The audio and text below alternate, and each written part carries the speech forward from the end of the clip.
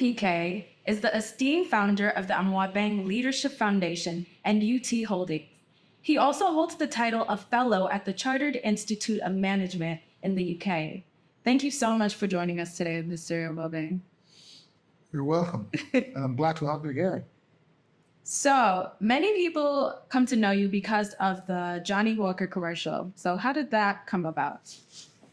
What a way to start from. Johnnie Walker commercial, I think it's because we had created a great company from early beginnings in about 1997 when we formed Unique Trust Financial Services. And it grew into a big financial services provider. We changed it into UT Financial Services. And then we bought a local a foreign bank, which was operating in Ghana, and rebranded to UT Bank. So the story was quite interesting. And so Johnnie Walker came in to say that the Johnnie Walker icon, or Walk with the Giants, is about recognizing people who have excelled in their fields. Interesting enough, initially I was like, why should I be associated with drinks or alcohol? But then we talked about people in other areas who are featured in the Johnnie Walker Walk with the Giants, and it included Manu Dibango, some Ethiopian runner, Schumacher, no, not Schumacher, the other one, the young one, Formula One. So people like that. And from someone from the country in Ghana, and they want to round with these people. So I just said, oh, come on, let's go. And it's one advert that really brought me a lot of recognition, because the whole program was a 1 year promotion, and it had my pictures and posters fishing all over the country and beyond, in Kumasi, in Accra. And I was on TV. So my name virtually changed from Kofi Amoabeng to Johnnie Walker. So that's how it came about. And I must say they've been quite good to me, and we still have a relationship. And it's a matter of leveraging one brand against another. So in as much as we're promoting Johnnie Walker, it also brought attention to the UT brand. I think it was a fantastic collaboration. It truly was. So let's talk a little bit about UT. What inspired it? Were you always passionate about finance? What was the story behind it? I was trained as an accountant from School of Administration. Then I went to UK and qualified as a chartered accountant, as a chartered of management accounting. And I came back to Ghana, and I was teaching at the stock exchange, and I was doing business, but the problem was funding. And every time I hit a brick wall of funding, there was nowhere to go more than banks, because I was a small company. So one day it hit me when I was rejected badly, and I said, what is mysterious about money today? Because it's all about taking money, putting choices around it, and collect their money back. So with the anger and the irritation and everything, I woke up in the morning and I said, I'm going to set up a lending institution. And that's how I started. So then I went through a process, registered with Bank of Ghana and all that. I started Unique Trust Financial Services with my partner, who then owned a communication center. So I took the community center to start the business. It was one room, no toilet facilities, no curtains, one table, a few equipment, 3 guys, myself. And this was in 1997. And we worked diligently and put our hearts into it and did everything. We had the normal challenges, but we overcame them. And slowly we grew into UT Financial Services. Then we also had the UT Properties, UT Logistics, UT Live, UT Nigeria, UT South Africa, UT whatever, UT Bank. It's phenomenal. So it can be done. That's the problem I have with this leadership in Africa. It can be done if you put structures in place, if you are disciplined, and you really have a clear mission, dedicated and motivated people around, it can be done. So have you always been that kind of, I'm going to do it? Even though I guess so, because, I love golf. But when I got onto golf, and with a bit of the reluctance, when I got onto golf, if you understand golf, in 1 year, I was played on Cabernet. I always want to go for it and be good at it. And I guess that is a spirit in me. But I can always also walk away from it. Because in doing business, I walked away from a lot of business. If the relationship is not good, and I look at it and I say, do I waste my time fighting it? Well, our legal systems are not fast enough, and I don't want to be held down and be bearing grudges and things. So I definitely limit and walk away to the next thing. That is part of it. So is UT the most daring business that you've pursued? I must say so, because, we had a lot of acknowledgements and recognition. I don't think any other business can come near it as any other of my businesses. Because through UT, I was voted the most respected CEO 3 times in a row. Through UT, I became Johnnie Walker Giant. I was Entrepreneur of the Year, the first in the first session, Ghana's one entrepreneur. I was marketing on I had a national award. So nothing compares with other things that I've done. Except that now my passion is not really about UT. It's about how to change the narrative about Africa. And we can only be changed through leadership. So that's why I set out a foundation and I'm writing books of my own story and how to change leadership in Africa. Now, can you tell us a little more about your foundation? Yeah, of course. I'm quite passionate about it. You see, the problem we have in Ghana and Africa, for that matter, is that leadership is not supposed to be that difficult. Like, it's extremely difficult in Ghana and in Africa. And that is because we don't have the systems that will support the leadership. By the systems, I mean, even the governments are not providing the basic infrastructure. Roads are not good, trains are not working, nothing happens on time. If you fall sick or staff fall sick, it's a problem. They have to. Even electricity is not sustainable. If you run an institution, you need generators and standby, whatever. So that's one part of the system which is not supportive. The other part which is not supportive is about our culture, our attitudes, and our traditions. It's also really very difficult to manage that one if you're in leadership. So the Leadership Foundation that I formed is to identify these, try to explain why it is the way it is, and really identify them, make it quite clear that this is the situation, this is the environment in which you're operating. If you don't understand your environment and you don't know your environment, you are a walking risk.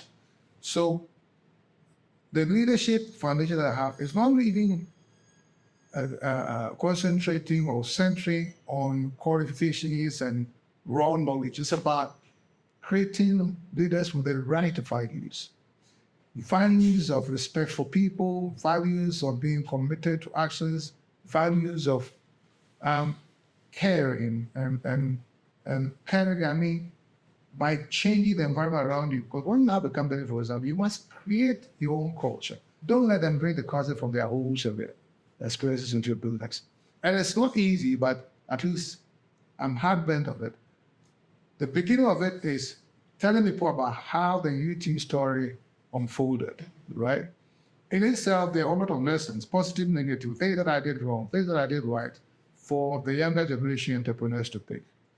Then on the back of that is a general leadership activities like talking to young students, talking to entrepreneurs, talking to businesses, seminars, maybe whatever. And then the flagship of the leadership program is the Kofi Amoabeng Scholars. Because of the limitation of funds, we picked up 20 scholars, 20 young people for about 1,500. No.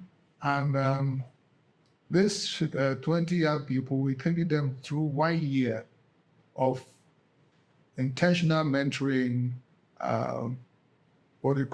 endurance, bonding, change of character, building values in them, So after the 1 year, we hope to graduate those who qualify. And unless I feel in my heart of hearts that these people have actually lived up to and will live the values that we put in them, they're not going to qualify. In other words, I'm trying to clone myself so that these people will change the narrative about leadership in Africa. And they have to start. See, the problem I have is we all know the problem with Africa. We all know the problem is leadership. We all know it's about mindset. But we're not doing anything about the mindset. And we are tackling the mindset 20 at a time or 10 at a time, year by year, to see if we can change mindset. Really create people who understand why the mindset is what it is and what it can take to change the mindset. And that is what will change the narrative. Otherwise, we'll always say, Ghana has good, Ghana can oil, and Africa has this, and why we're not developing. We're not developing because the leadership is wrong. The leadership is wrong because the mindset is wrong. The mindset is wrong because we don't understand what is causing the mindset to be wrong. You know, I say things like, in, say, the Western world, the mindset is tuned to a point where, for example, you live with your parents, and at the age of 18, you always know you're going to do the house. So at the age of 18, you come to a parent, thank you very much for taking care of me. I'm moving here with a friend, or I've got a job somewhere, and you leave. If you're not able to leave, you have, the headache is yours, it's not your parents. Compare that to us in Africa. Someone grows up, goes on pension, and packs his or her bag to go to the family house. At 60, you are now going back to family house. There's a big difference between our mindset. And unless we change this mindset or create a course to change it, our development will be lacking. Yeah, I love that you're training the next generation because it is difficult to, the phrase is like teach an old dog new tricks. So it is difficult to instill the kind of mindset that you're talking about into like the older generation. So with the younger generation, how is your selection process in choosing those candidates? Yeah, we want to see someone who is aggressive to learn new things. What is someone who is susceptible to changes and to new things? I mean, some people came in and even though they had the book on teaching, they probably have started their business already, and they were aggressive in order to cause a change, which is a good thing. Some of them, the values I could see straight away that the values were not good. That was an invitation. Because they have the aggression, they have the need for change and everything. But the values are not good at this stage. So if I can change the values, that go to change their side of leadership and everything. And what do you mean by values? Like, for example? The values, number one value, have respect for everybody. Now, what that means is very straightforward. Are you a Christian? The Christian or the Bible says, love thy neighbor as thyself. I only say respect thy neighbor as thyself, which means I'm kind of not sure, right? Because loving everybody is a bit difficult. You must respect everybody, which means they have to put principles, systems, policies, laws, whatever in place and make sure it applies to everyone equally. And it's not easy because you know in Africa, they will say that there's a chief's son also, he has to do the, this one is the pastor is saying that you should employ this one, the politicians. Those things you must get out of this system. I mean, there are so many things around us which irritates me, but I can't do much about. I mean, for example, I stress, number one, on keeping time. It's sad because any nation, any institution that doesn't respect time cannot be successful. Will not be successful. Take it from me. Because, see, time is all that human beings or living things have on earth. When you die, you know the meaning of it. It means your time is finished. And if you are not born, it means you have no time here. So all we have, the basic resource, fundamental resource that we have is time. And if you don't respect some of this time, it simply means you don't respect the person. Nothing less, nothing more. So when you have leaders being late to functions, it means they are disrespecting their people. Take the highest person, the president. The state should depend on everything. Convoy, he's living, whatever. And plus, when he's going for a function, we all have to pack on the way for him. And sometimes the head of state is late for 2 hours with no apologies.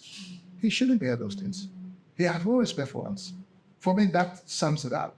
These are the kind of value that I'm instilling into the leadership the program for the scholars and for others who also have some associates and this. We must change that, but it's difficult for the African because we've always had too much time on our hands. And therefore, we tend to look at ways of wasting the time, not saving the time.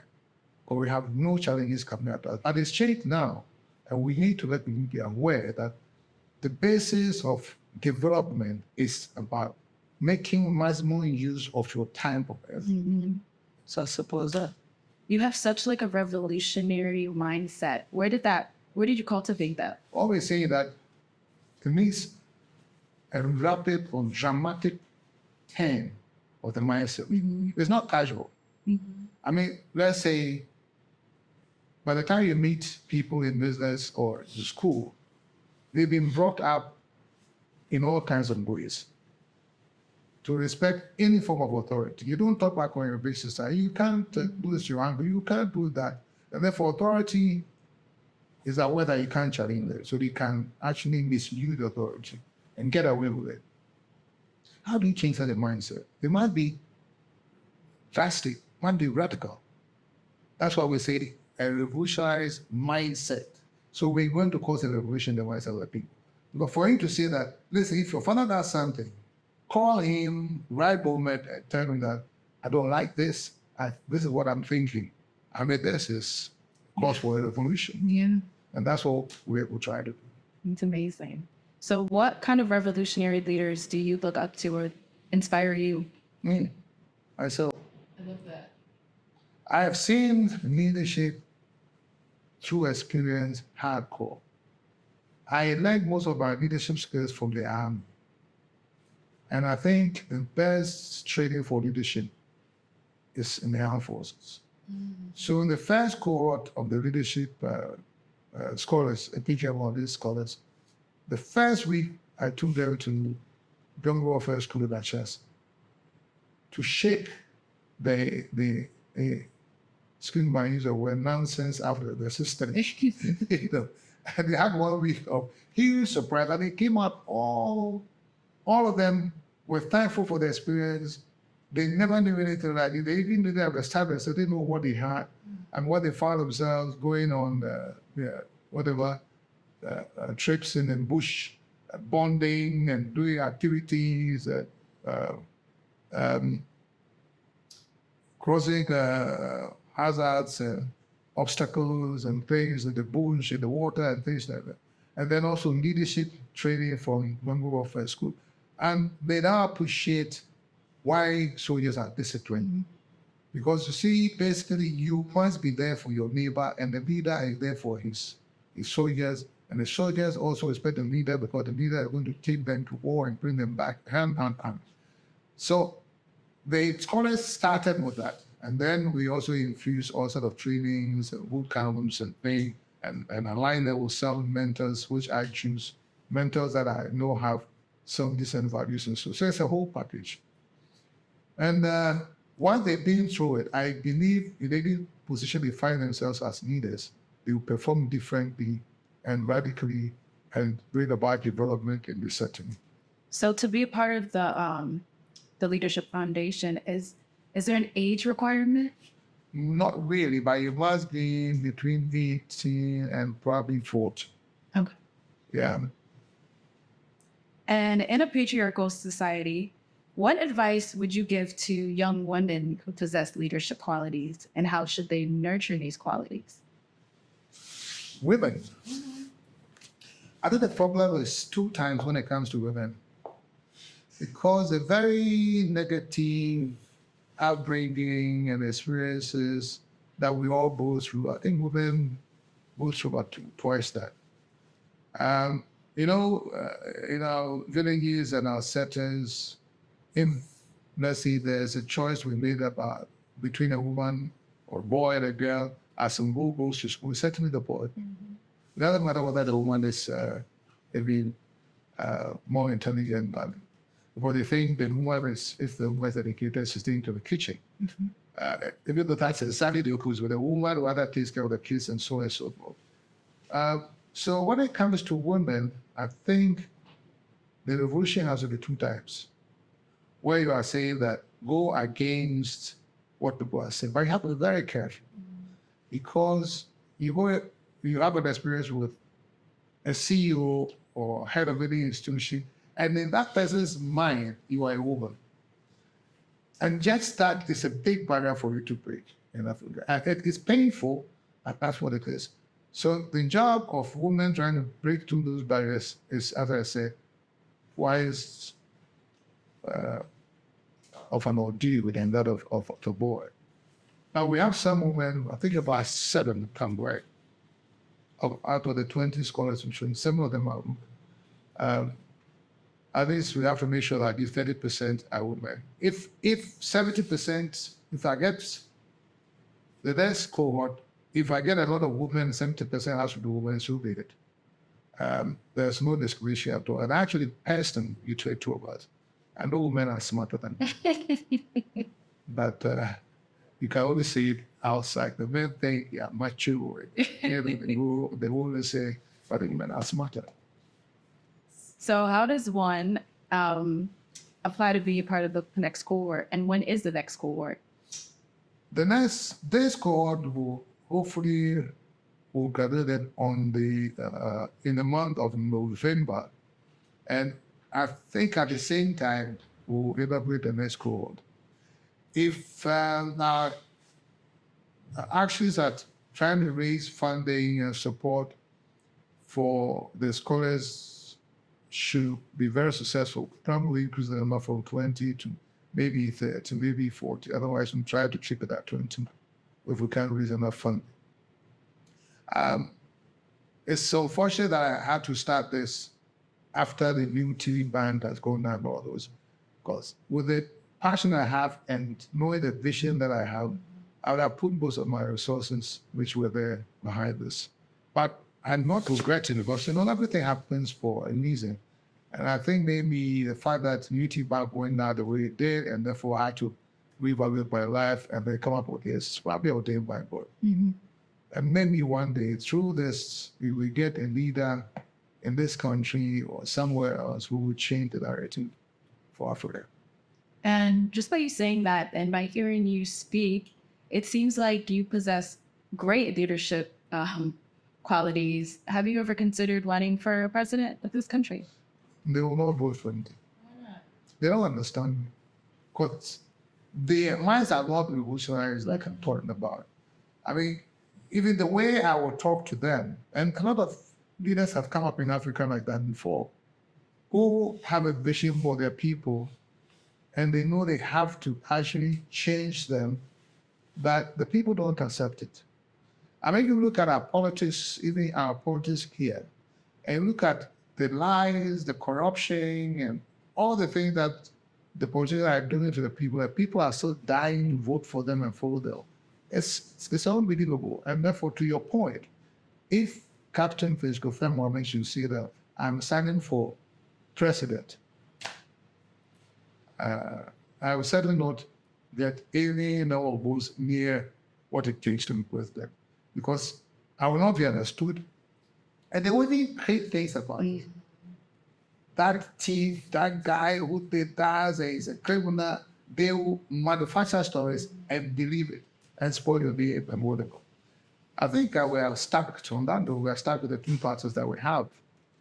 So we're praying that, they will see the light and change the way you come with the people, love the people, respect the people, and therefore get it, stick to work. And in 1 minute, what advice would you give a young African watching this right now? That's it.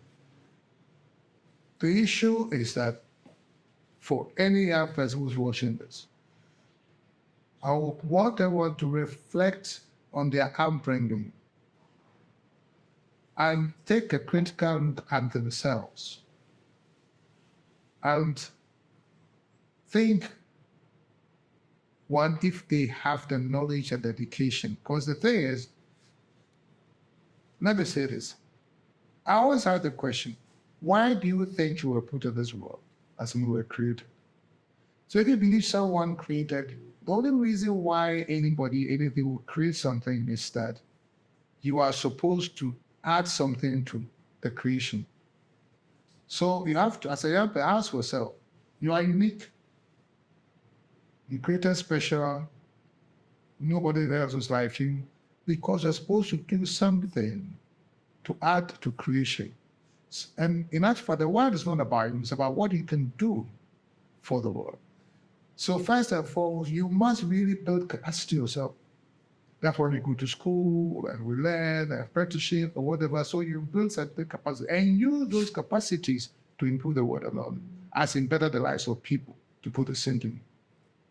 So for young people, it's not about you, it's not about what you can get out of the system. It's about being in a good position and building capacity and empower yourself so you can change some lives around. That's what the world is about. And do not certainly be defined by worldly things, or that you can go into depression easily. You know, if you are defined by houses and jewelry and money and even love too much, you are not headed in the right direction. But material things are good, worldly things are good. Being in love is a good feeling, but make sure it does not define you, because then you lose your purpose in life. Wow. What makes you proud to be Ghanaian? Proud or sad? I'm Ghanaian by destiny, so I'm not proud about it, but I want to do something about Ghana, because God put me in Ghana because Ghana is where I have to do something about. You know, I always tell people who travel outside the country that is that if you go outside the country, not to get better yourself, but to stay there forever, you're causing problem for God. Because God put you in Ghana.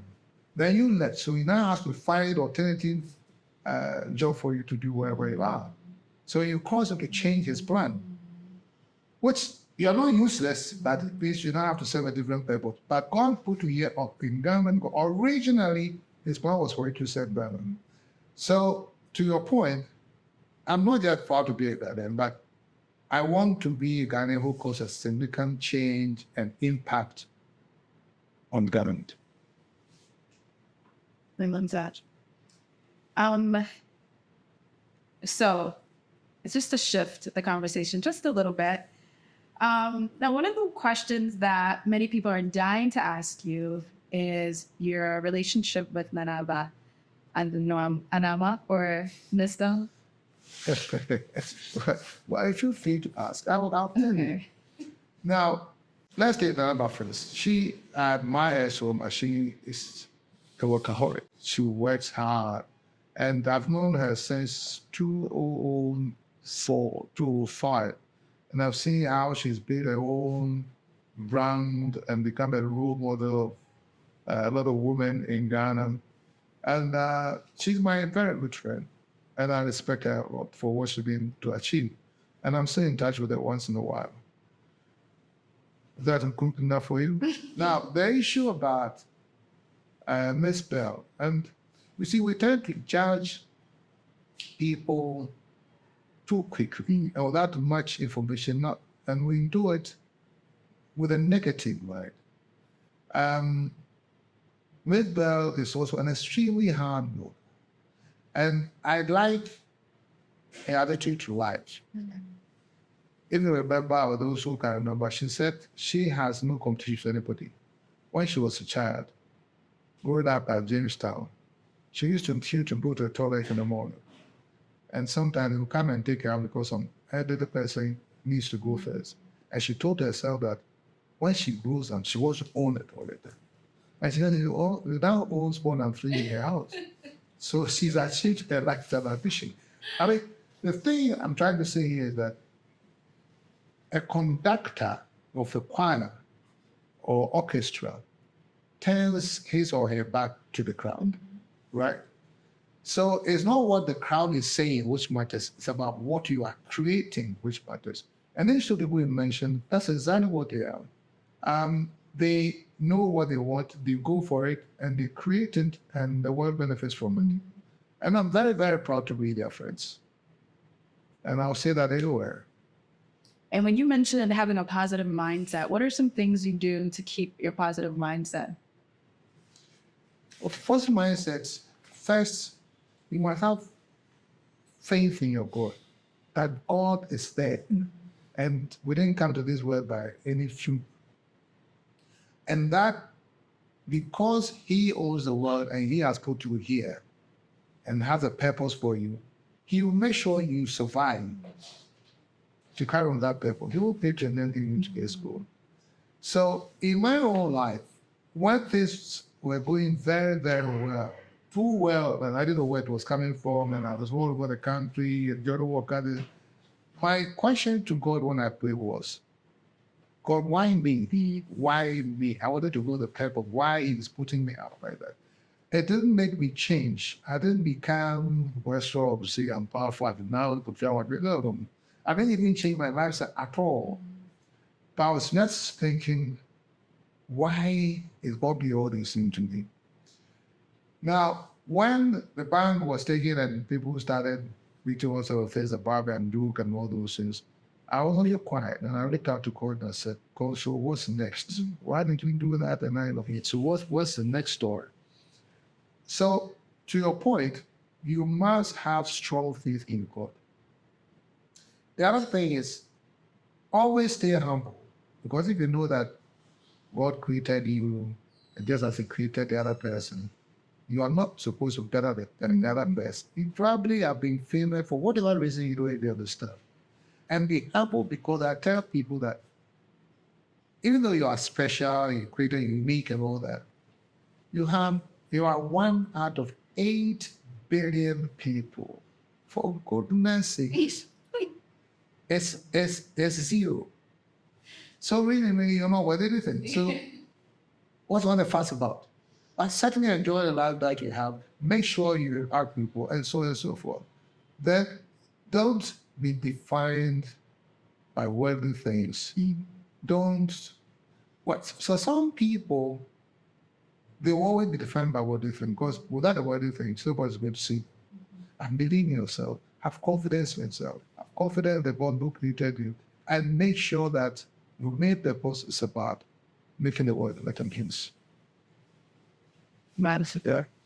Well, I just want to thank you so much for your time. I really appreciate it, and for sitting here and speaking with us and sharing your mind. I really hope that whoever's watching is inspired and is motivated to get out and just change the world. It could be somewhere around you. It could be in your community. You have to start from somewhere. But like Captain said, believe in yourself and believe in your God, and the rest will follow. Thank you for joining us here on the Accra Times. Thank you very much.